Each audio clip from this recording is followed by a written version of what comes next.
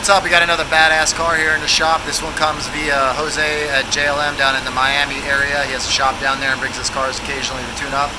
This one looks fairly basic, but it's not. It features an NPR motor, cams, the big JLT, and going for big power with the stock blower sleeper look. So let's go ahead and do a pull and see what kind of power we make.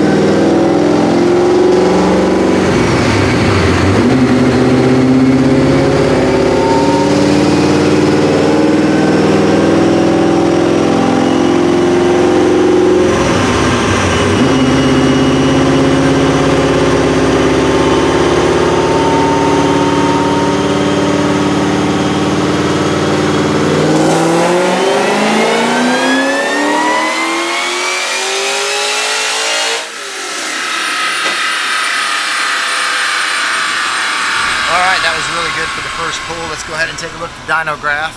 Looks like we're making 869 real horsepower and 810 foot-pounds of torque. Very, very good. So we're going to go ahead and make some tuning changes to it and do another pull here in a minute.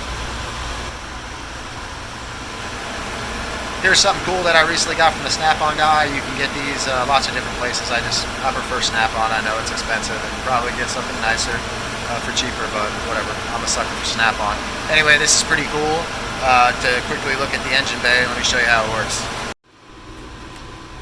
Basically, you can point it anywhere in the engine bay and kind of see if there's a hot spot or anything like that. Right now, obviously with the blower, we can look at the blower and see it's 138 degrees pretty much evenly across the whole blower.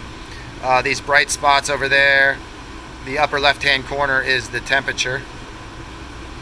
160 degrees, that's the coolant coming out of the heads. And if you look at the tanks up front, here you go, you got 158.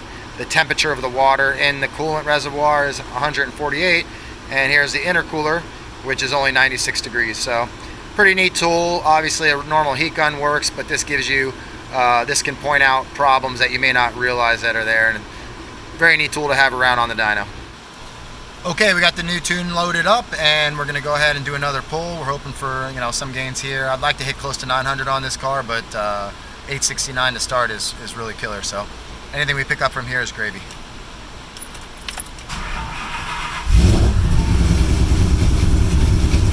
You know, that's one thing that unfortunately you're never going to get out of a Coyote. I mean, I have lock cams in my Coyote. It's a turbo car, so obviously it doesn't sound too crazy, but these GT500s with these NPR cams sound really sweet. So anyway, let's do a pull.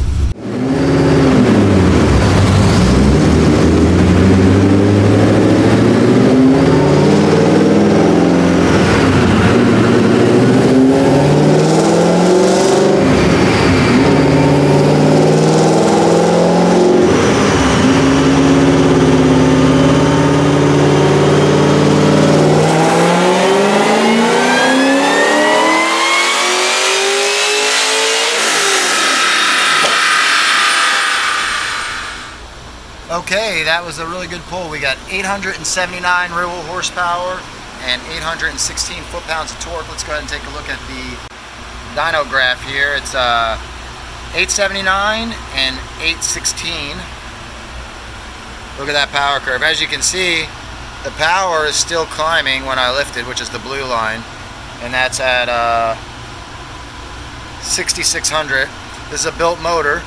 Can spin 7 grand no problem, so we're going to go ahead and make a couple tuning changes, spin it up to 7,000 RPM, and hope for that magic 900 number.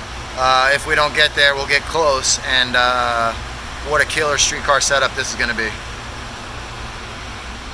Okay, as you saw from the dyno graph, I pulled up a little bit short considering this is a built engine, so we're going to rev this one a little bit over 7,000 RPM.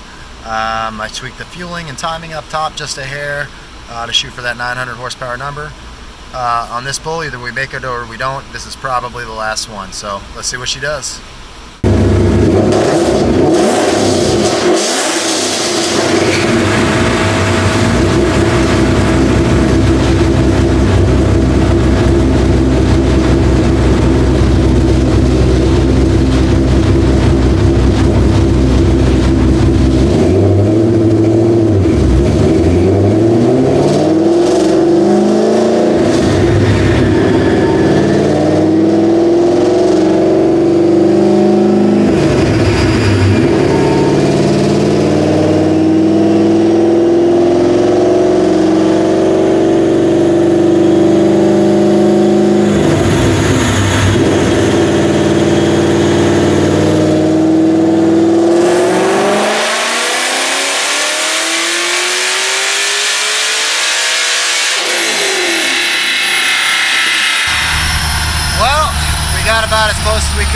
not sure if you can get closer, but pretty goddamn good. 897 and 826 torque. We're gonna call that good. We'll round that up to 900 real horsepower beast of a GT500. Let's go look at the graph.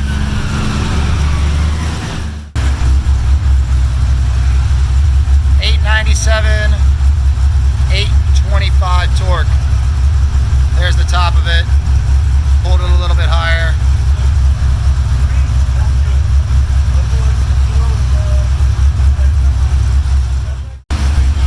Alright, some killer numbers again out of an MPR GT500 build with the stock blower, cams and all. This is a pretty repeatable car. We've done similar cars like this before. I just wanted to bring a video to you guys to kind of show you the process. Anyway, we're going to go drive this one and send it on its way.